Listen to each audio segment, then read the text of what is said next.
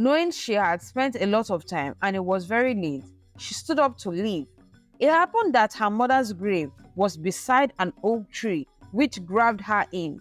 All efforts to loosen the tree's grip proved abortive, and it squeezed her in tighter.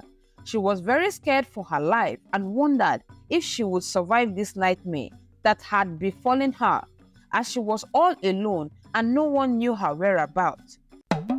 Once upon a time, in an African village community, there lived a certain beautiful maiden named Adora. She was a rude and mean girl to anyone who came around her.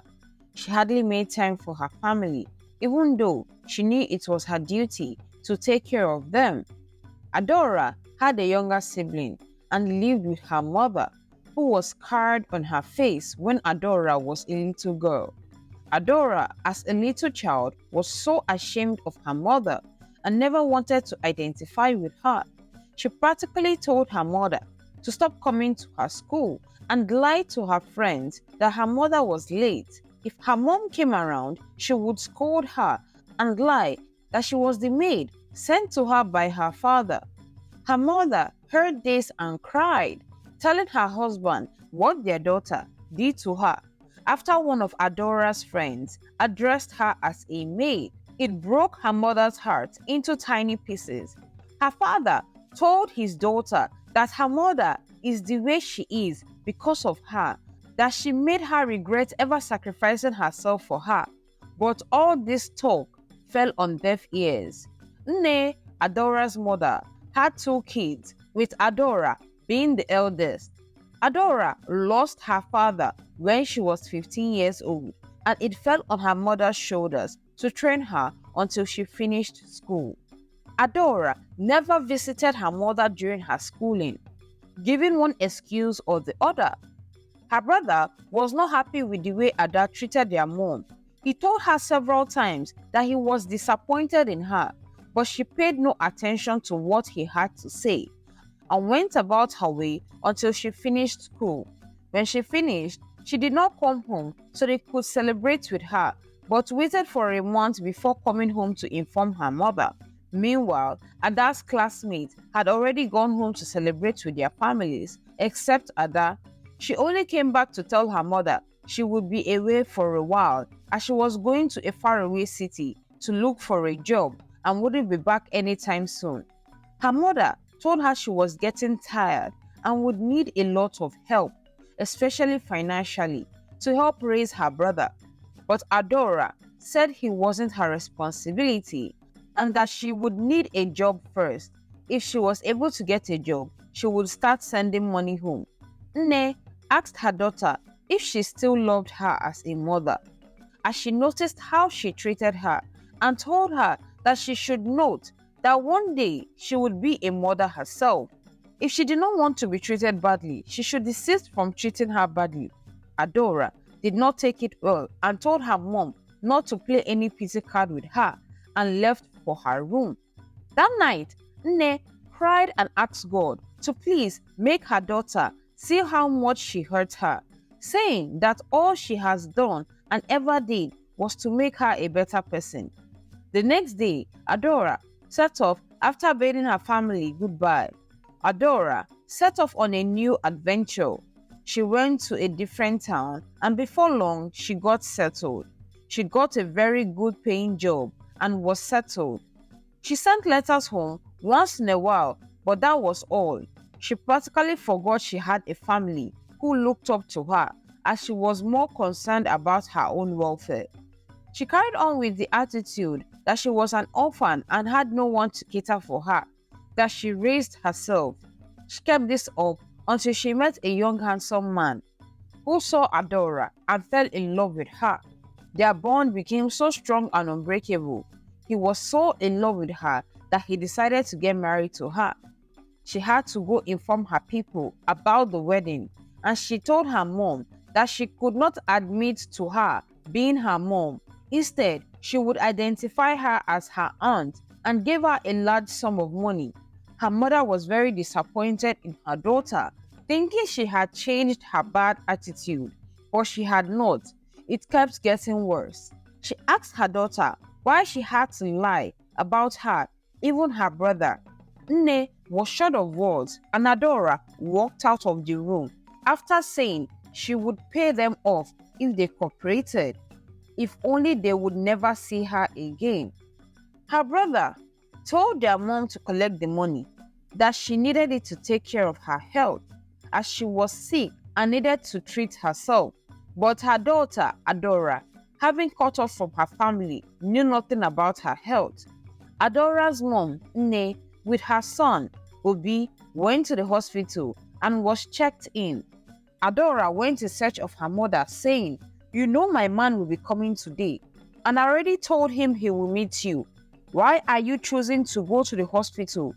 Can't you wait or postpone it to another day?" Her brother said, "If Mama isn't important to you, please, she means the whole world to me. Please leave her for me and go. You can use Auntie Agnes as your aunt. At least it won't be a lie. We won't come and spoil your occasion since we are dead to you. Let it be that way." She asked her brother to hush his mouth, saying he should not speak when elders are talking. She told her mom that if she didn't come with her, then she would never hear from her again. But Adora was too blind to see her mom was very weak and was already losing life. She held her daughter by the hand and said, "I hope one day your eyes will open up to see what you have done to yourself. But on this day, and as your mother, I curse you that you will suffer what I have suffered, because I risked my life to save you and in the process lost my beauty. May you risk your life and never get appreciated. Only until you feel what I have felt and have a change of heart will this curse be broken." She released her hand and passed away. Obi cried like never before, and Adora was too stunned and wondered what had just happened. Did her mom just lay a curse on her? She waved it off, saying nothing would happen to her. At least she had gotten her mother out of the way and would take her brother to ensure she took care of him, as there was no one else to do that. She told her fiancé that her mom, who she addressed as her aunt, had now passed, and begged to take the son of her aunt, who happened to be her brother, with her so she could groom him. She gave her brother strict warning to keep his mouth shut, else she would throw him out of the house. Because he had no one and nowhere to go, he decided to keep mute and pretended just to be able to finish school and get what he wanted. Not long after, they got married and started living together with her brother in her home. They both argued a lot, but it never got to the hearing of her husband. She always found a way to settle quarrels quickly. All of a sudden, she noticed a change in attitude from her spouse. He started asking her to lend him some money to finance one or two projects and was not forthcoming in paying her back. She began to worry as it was beginning to cost her her job. He promised he would pay back, was not forthcoming with his promise.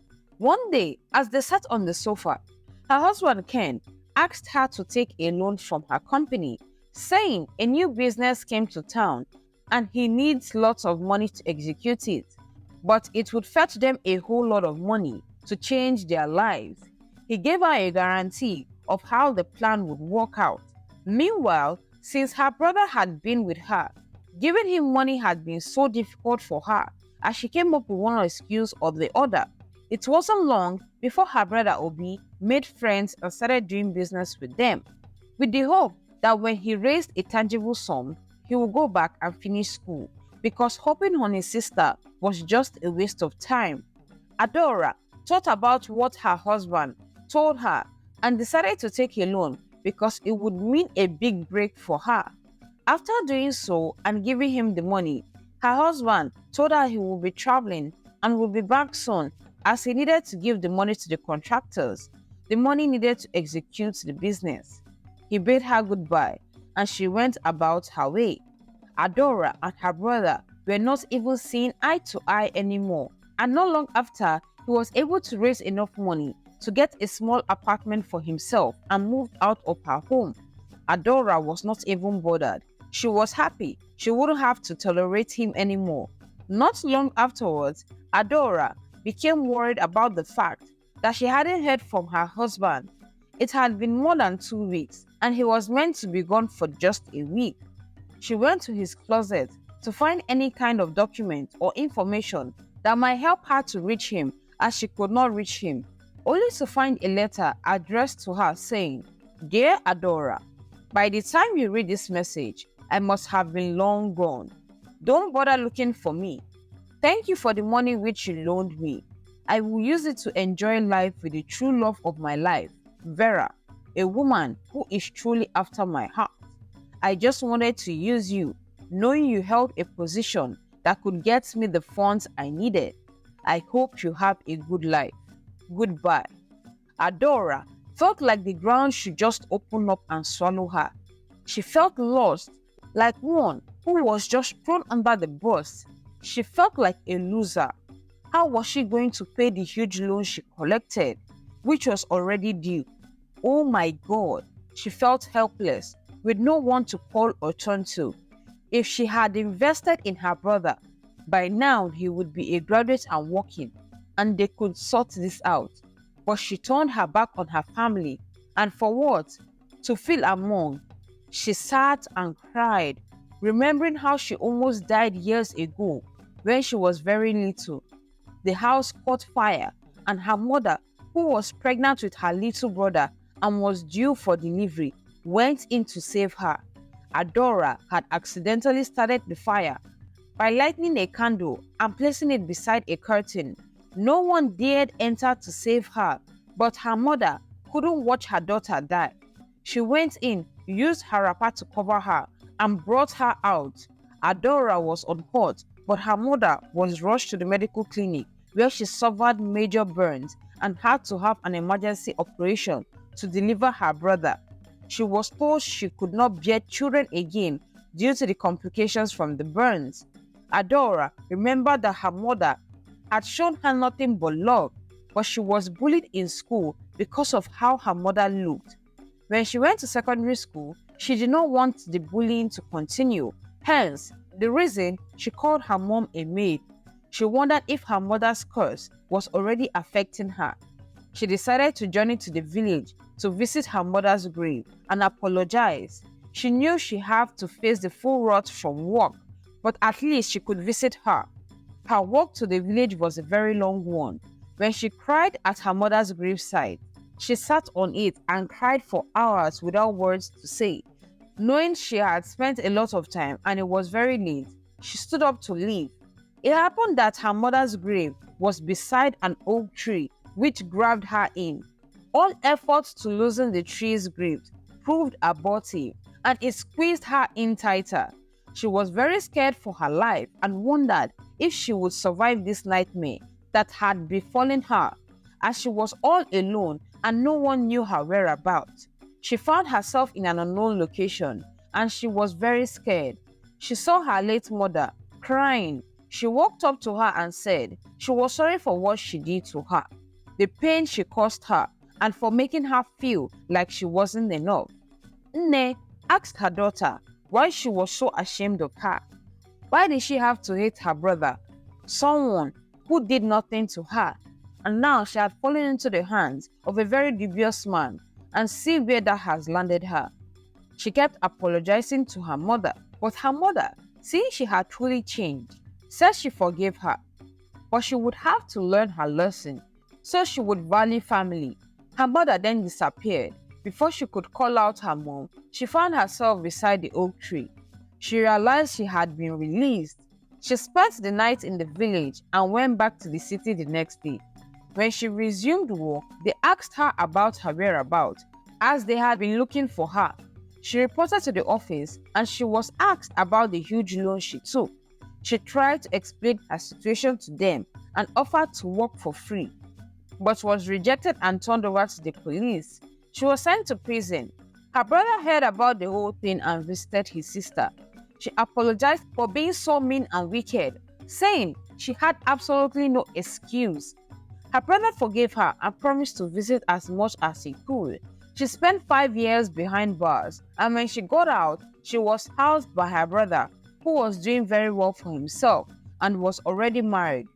No one wanted to take an ex-convict as a worker, so he helped her start a small business to take care of herself. She never found love, and no one wanted to associate with an ex-convict. She was rejected wherever she went, experiencing firsthand what her mother went through. She lived her life as a single woman, as no mother allowed their son to get married to her. The end. Some of the lessons to be learned from this story: never reject the people who truly love you. Never place anyone above your family. Do not let peer pressure make you reject your loved ones. And know that you shall reap what you sow. Thank you so much for watching till the end. Please click on the subscribe button to support us. Turn on the post notification to get notified when I upload a new story. Like, share, and comment your thoughts. Till then, bye.